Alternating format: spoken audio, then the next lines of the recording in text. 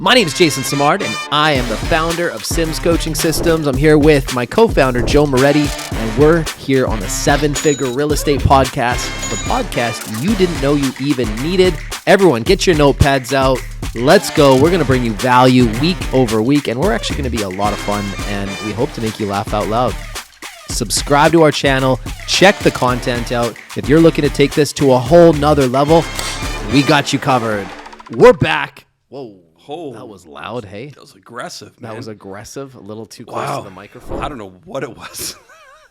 Man, we're having one of those mornings. Joe is struggling with life right now. I'm struggling, man. Hey, what happened on Friday? So let's talk about. Let's just set the story up. Oh, here. you want to break down my weekend? So Joe is getting back into his fitness, and he's really trying to take it seriously. Yep. And he had an assessment with my trainer on Friday.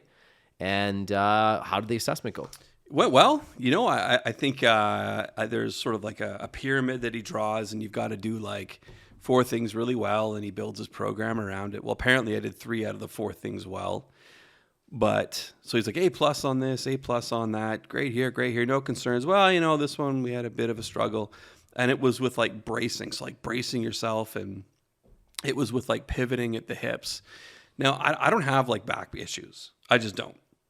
I've only ever put my back out one time, and that was after a car accident.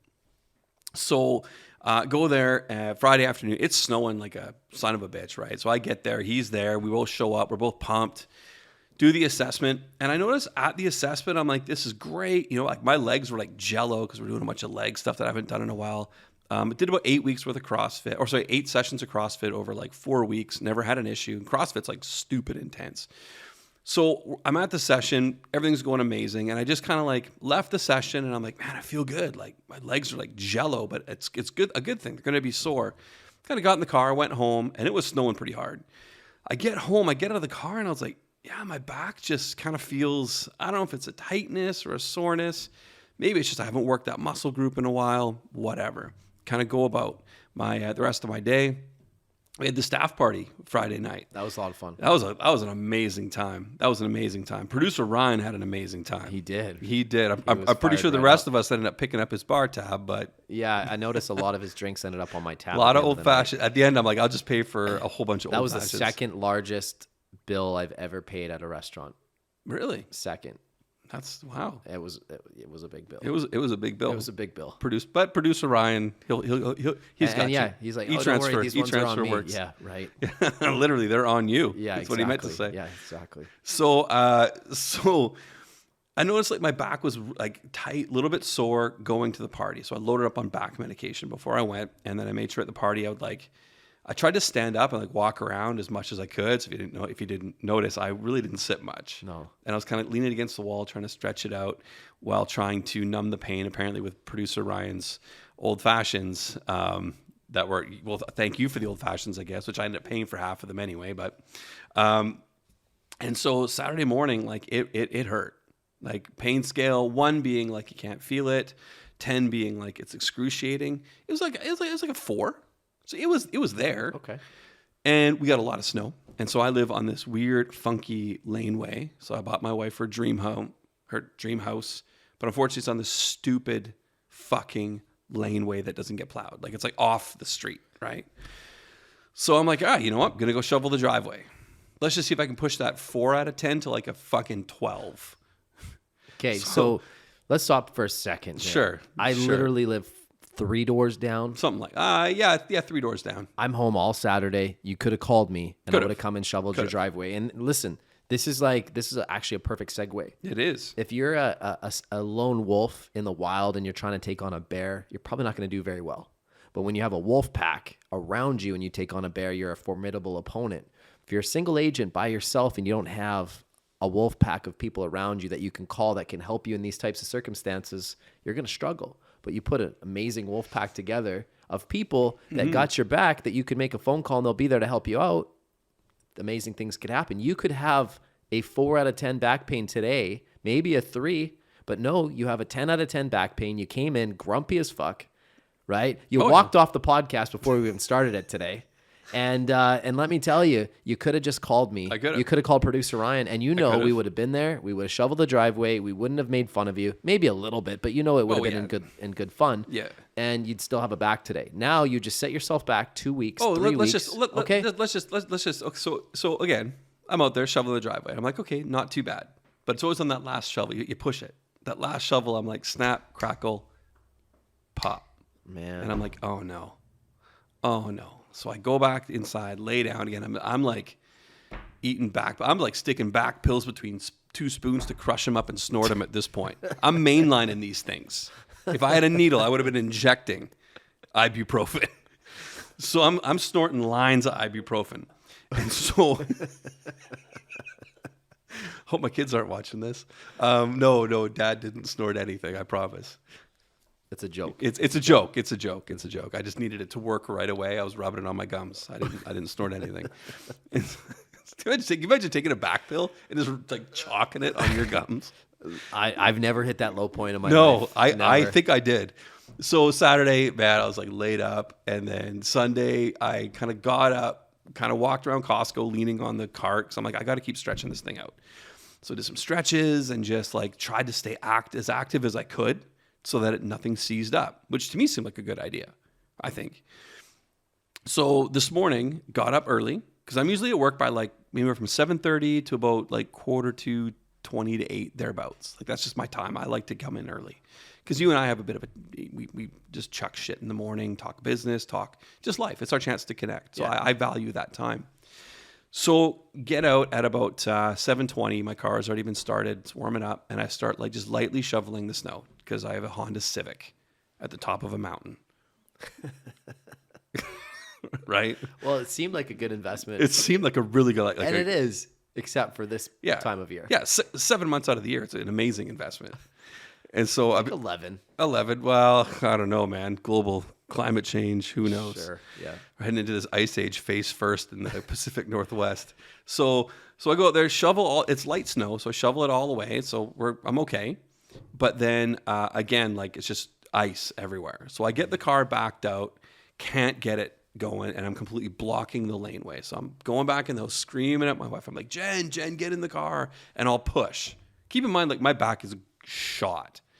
So I'm behind the car, and it's almost like the adrenaline kicks in. Couldn't feel my back. Couldn't feel like my back pain was gone. And I'm pushing the Honda Civic on the ice. I fell, like biffed it on my knees, and I'm getting back up, and I'm like screaming at her, like, you gotta like, I better rock it. And she's just like, well, I've got it in park. And I'm like, oh, Jesus. Right?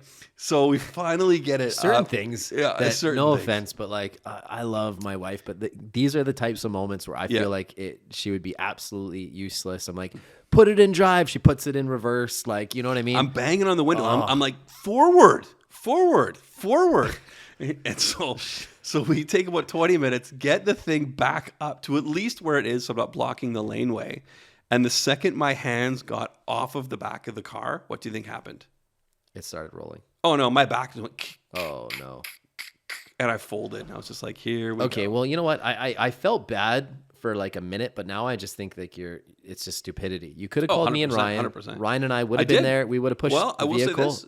I did call Ryan. Yeah. And what happened? I got a nice ride to work in a nice, but clean if you called Dodge earlier Ram. and said, hey, listen, I need my car pushed, I would have been there. He would have been there. But no, for sure. You're a stubborn Italian. Yes. And you know, what do you say to me all the time? You're like, Jason, you got more heart than brains. No, I say that your heart's bigger than your brain. Okay. Well, you know what, Joe? My pride is bigger than your my pride brain. is bigger than your brain by a lot, and it's not the smartest. And I'm decision. paying for it. And it's just I'm in Here's one of my those theory, moods, though. man. Here's my theory. In one of those you're trying to moods. find an excuse not to work out, and you found it. I think you're trying to find an easy way out. I think you're trying to quit already, and you haven't even started. It's so funny that you mention that, because here's the thing: as soon as my back went out, so number one, don't give me that shit. Or I'm just telling you. I'm just telling you. Are you going to quit I'm the just telling podcast you. today? You're going to walk out again? Second time? By the way, this is our second go at this podcast this morning. Oh, I threw my headphones.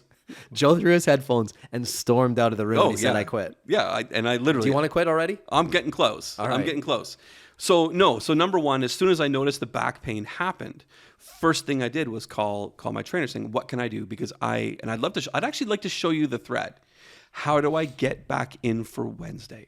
What stretches can you give me now to get back in Wednesday. I even sent you a huge text Sunday about how disappointed And you know I what I was. purposely did? Fucking didn't reply. I didn't reply and I'm just all like, day. And I'm just to like, fuck you with asshole.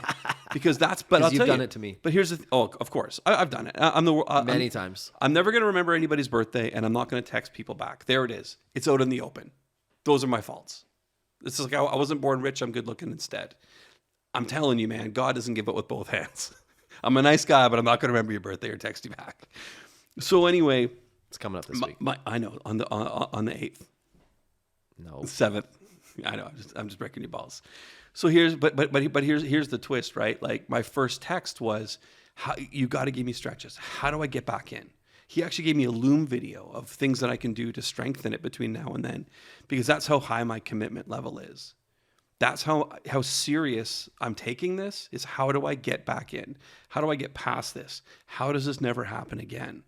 Because to me, the fact that I hurt my back, to me, that's like probably the biggest red flag of all. The red flag isn't, well, I did CrossFit for, 4 weeks, loved it 10 times intensity, but I didn't get hurt. To me, that's not, and then I went here and I got hurt. That's not the issue. The issue is I shouldn't be in a place where my back can get hurt based on inactivity and being out of shape. I think that's bullshit. I shouldn't be at that point for my age. I hate to break it to you, but it's just like, it's a compound effect, years and years years of not making this a priority. So as you get back into fitness and you start strengthening your muscles and everything else, I think you'll find that these kind of things you'll be less prone to them. It's a wake up call. And, I'm glad that you're committed. I'm glad that you're not quitting. We'll check back in a month, 2 months, 3 months. I'll be here to keep chirping you and pushing you because I believe in you. Well, you remember what's happening. You remember the deal we made. What's the deal? April 4th. Me, you, Miles. You remember that? Okay. Can I just say something, though? Hey, but you know what? I love the fact that your mentality is there, and like, just take it a step at a time. Just show up, do the work. And listen, if you can just show up on April 4th and you're in the best shape that you've been in a long time, that's a huge win. But one thing I will say, Joe, and I please don't take this the wrong way, you'll never beat me when it comes to the gym, bro. I'm a freak. My tenacity is insane. Like, you have no idea how deep I'm willing to dig in the gym. And I'm not saying this, like, these aren't fighting words.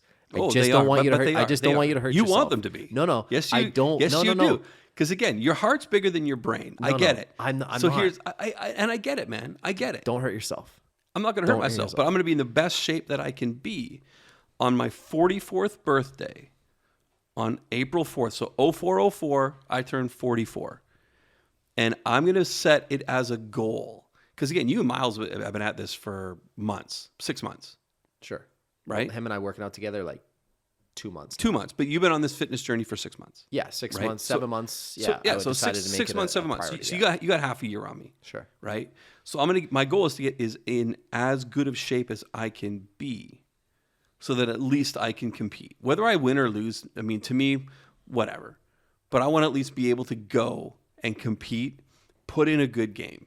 I love that. And that's my goal. I just love the fact that you're taking this seriously and you're making it a standard. Shit, yeah. And anybody listening right now, if you want to improve your sales, you want to improve your performance, you want to improve your wealth, get in better shape. Oh, 100%. It affects your mindset. It affects your mood. Everything in your life improves when you feel the best version of yourself. And I truly, truly mean this. The innovation that we've come up with, the direction we're going during volatile times, and like the confidence we have going through those times, a lot of that stems back to, me as a leader, putting myself in the best physical shape that I can be in mentally. My anxiety levels, which normally be quite high, I've kept them low because of the work that I'm putting in the gym before coming into work every day. Like it's made a huge impact. So if you're sitting at home and you're like, I don't know where to start, just start with a simple plan, right? Make a commitment, develop a team around you to help you, right? That's really, really important. A support network. Stop and ask for directions. It's okay to say, like, listen, I'm not sure where to go. I need a support network. Because I know that myself, the big reason why I'm successful in business and in my fitness now is because of the support network that I have. Even this podcast, there's a support network that we've put around it that allow it to happen. And I want you guys to really think about your business in the same light. What's your support network? What are the rooms that you're putting yourself in? Who are the people that you're surrounding yourself with, and how do they uplift you? Are these people actually genuinely on the same path that you want to be on? Or are these people like doing the opposite? Are they bringing you down like an anchor? And I can't stress enough how important that is. And something I want to also talk about today is your personal brand. Let's touch on that. What are the 5 key fundamentals, Joe, that you need in order to have a strong personal brand in your business? Yeah, those are big ones, right? Integrity. Integrity means everything. Like if you say you're going to do something, do it. If you're that person that owes $20 to somebody still, go pay that debt off. I don't care if it's a 10-year-old debt or a 20-year-old debt, right? Have some integrity. Integrity means you do what you say you're going to do. Yeah, trustworthiness. Trustworthiness. Can I trust you with $1 million? Can I know that you're not going to stab me in the back for money? That you're not going to just always look for a shortcut, right? That you're somebody that will stand by me when it's needed. One of the things that I love about our relationship, Joe, as much as I love to bust your balls and you do the same with me, you know for a fact that if shit went outside right now, popped off, that I'd be out there with you, and I know you'd be there with me. Well, yeah, because I can't stand up straight. Yeah. But you'd be out there, 100%. busted back and all, yeah. we'd be out there. And like we have that level of friendship, right? We have that level of brotherhood, and we have that within our business, right? Like producer Paige, Ryan, all these amazing people around us, we have that. So again, that's another big thing. Yeah. You know, I think another one is having a dynamic personality, right? That's another huge part of your brand. Like, are you likable? Are you approachable? You know, do you stand out in a crowd? I think that those are really important pieces as well, right? When you walk into a room, are you the person that people take notice of? Are you making impact, right? How do you present yourself when you walk in? Are you the person that's just trying to like fit in and nobody notices? Or are you the person that's like taking on some of the energy of the room and you set the tone, right? That makes a big, big difference. People are attracted to confidence, aren't they? Oh, yeah. Also being values-based, right? Are you living your core values? I love that. I think that's a really big one too, because I think a lot of people try to be somebody they're not, which kind of, and the other one is character, but let's focus on that values piece, right? Because I think if you, in this industry, if you don't have strong morals, strong values, strong code of ethic, what's that going to mean in the marketplace for clients, but most importantly, other agents? What are they going to think about you, Jay? Oh man, you'll be on an invisible list that all agents have, right? As anybody listening right now, you have that list in the back of your mind. Those agents who you know you wouldn't even trust with $5. You know they'll stab you in the back at the first opportunity, right? They're the people that are snakes. And I'm sorry, but you'll always remember those people. Don't be that one, right? Be somebody that I want to deal with. Somebody that, you know, I walk away feeling like, you know what, that was a really positive interaction. Right? There's a way that you can work in the best interest of your clients, get the job done, but not be confrontational, right? Remember that we're all working to a common objective and goal here, right? And if you're always just trying to be the one that always wins and always like walks away, you know, having the W, well, I promise you, you're going to burn more bridges in the end than you win. And you're going to become that person that's on the invisible list with a lot of agents, and they will purposely go out of their way not to work with you when they can. And I'll tell you, I mean, a lot of people, some people listening to this might be on that invisible list. So what can people on that invisible list do you think, to get off of it? Start building bridges with people. Start like understanding that you're in a relationship business with your clients, but you're also in a relationship business with your peers, with your agents, right? At the end of the day, you can conduct yourself in a professional manner. You can conduct yourself in a way that, you know, feels pleasant, that I look forward to wanting to work with you. Some agents immediately, the second you bring them an offer, they're immediately in adversary mode. They're trying to like fight you already. It's like, listen, I'm bringing you an offer. Let's work together here. We have two parties, one that's looking to sell and one that's looking to buy. Our job is to not let our personal feelings get in the way of putting that deal together. Let's work in the mutual interest of our clients. That means let's remain professional, right? Let's find common ground. A big negotiation point for me is I always look to find common ground on everything except one thing. Usually it was like the price, right? If I can find concessions on terms and other things, I would do that so that we're always negotiating on one thing. If you're only negotiating on one point, the chances of that deal coming together go way up. If you have four or 5 points that you're all disagreeing on and you're trying to put a deal together, it's going to be very, very hard. So always look to find common ground as quickly as possible. I love it. You know, and again, if you are that agent on that invisible list, you know, make sure that you are starting to lead with heart. And one strategy that we've used with some of our coaching students that I absolutely love is if you're dealing with an agent and you guys put a really tough deal together, right? You gotta pass the goal line. Or maybe there's an agent that you've worked with historically in the past that you really enjoy. Leave them a Google review. Yeah. You know, I think sometimes you need to lead with an olive branch, and I love seeing agents leave Google reviews for other agents. Like, what a tasteful thing to do. I agree. And then it's a really good one. Yeah. So again, pro tip: don't be that agent who's the secret agent. Don't be that agent, you know, sort of like in hiding. Like, leave that Google review. Well, and the other thing too is like, why not write a nice, thoughtful card? Yeah. Send like a little gift, something, and just say, hey, I really enjoyed working on this deal with you. Thank you for your patience. I know, you know, it took time for us to put it together, but I really appreciate you. You're a true professional, and I look forward to doing more deals with you in the future. Something like that goes a long way. Even if you don't get a response, I promise they read the card, and I promise you made a positive impact. It's impossible for them to not think of you in a better light the next time they interact with you. And build as many bridges as you can with everybody that you come in contact with in your life, right? It's going to go a long way, and it's all part of that personal branding piece that was kind of a theme that we wanted to touch on today.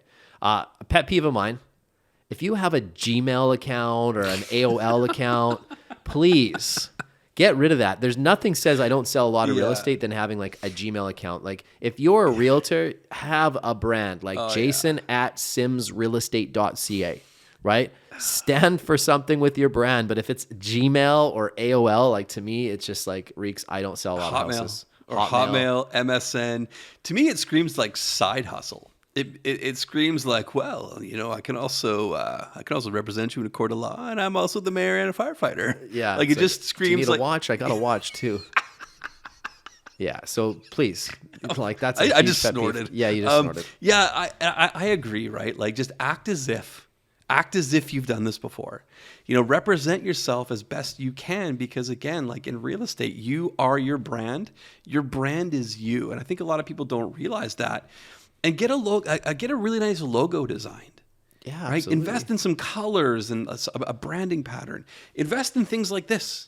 Yeah, right. Some logo wear. Yeah, like, don't be proud of your logo. Wear it. Yeah, wear your name on your sleeve. Right. You want people to know who you are. And this is actually the very first piece of clothing I've ever had with my name on the sleeve. There you go. I didn't play hockey as a kid, so. Yeah, well, that's obvious from your back injury, but anyways. Well, clearly, man, clearly. Hey, listen, Morettis maybe aren't athletes, not yet, anyways. But you'll get there. Okay, I'm going to challenge you on that. I'm going to challenge you on uncle. that. Your one uncle that played for the Yankees. The one claim to fame. Everybody else in the family just rode on his coattails. No. So my uncle played in the farm system. So Roy Moretti played in the farm system in Modesto, in Reno. So for the Padres and Oakland Athletics. So I have an uncle again who I think he pitched 2 games in the majors. And then I have my grandfather's cousin played for the Yankees. So we mean Morettis aren't athletic. Okay, Come on. There's a couple. Come on. Your dad's a pretty good golfer. And my dad is a phenomenal golfer, and my dad is an amazing ball player. My uncle Ken in Victoria, amazing, gifted ball player and coach. So it's more like I'm the exception to the rule. So let's not cast a shadow over all Morettis.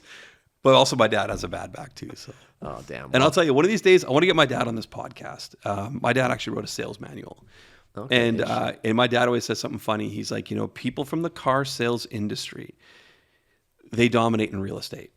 People from real estate who switch over to the car sales industry typically don't. And my dad wrote a whole piece on why that is. Fun fact. My dad wrote a trading manual. You say that because I met a lot of people from the car industry that failed in real estate. Interesting. Yeah. So I'd love to get my dad on the podcast. Me and him are going to have a heated debate over that one. Oh, yeah. You don't want to do that. Heated debate over that one. You don't want to do that. Well, my dad's a table flipper, and he's Perfect. I'm going to be 44 Do you think in I can April. get your dad to walk out of the podcast or flip the table? Oh, he's like the Incredible Hulk. He'd smash through the wall. Oh, perfect. I'm almost 44, and that's the one human I'm still scared of. You know what, Joe? In case you haven't picked up on it, I was a bit of a shit in school. You still are. I was the class clown. I love to push buttons a little bit. It's just fun for me. I don't know why. You're a habitual line stepper is what you are. I love walking the line without crossing it and figuring out how far we could push that line. And then when I realize, oh shit, this person's actually upset. I'm sorry. I feel really horrible about it. But I don't know. It's fun. And you kind of do it with me sometimes. No, I do. You do it with me all the time, actually. I do. It's a good banter that we have forth. It is. And you know, Mondays are like the highlight of my week. Hanging out and doing recording our podcast that goes out the next week. And man, I love it. I truly do. And you know, it's to sort of wrap things up here. I think here's some key takeaways. Let's go. Key takeaways. Number one, if you got a bad back, don't shovel your driveway. Yeah. Call your friends. Have a network. Sure. You're only strong as your network. I'm still not going to do it, but I agree. And I think the other thing is really invest in your personal brand. And a lot of people are going to listen to this, or they're going to hear this, but I don't think they're going to listen. So our commitment is over the next few weeks on our social media channels, we are going to release a branding checklist. I started working on it this morning. So look for that to come out. That'll be out in the next few weeks, where it's an actual checklist, an audit, some might call it, of your personal brand. Perfect. Look for it. There you go, guys. Well, make sure you guys subscribe to the channel. Comment below. Let us know some content that you guys would like us to focus on. Brand is everything. How you conduct yourself, it matters a lot. We always appreciate you, Joe. Thanks for coming in, even though your back's a little sore. Come on. You going to leave me hanging? Nah. Oh, there you go. Love it. It's all love.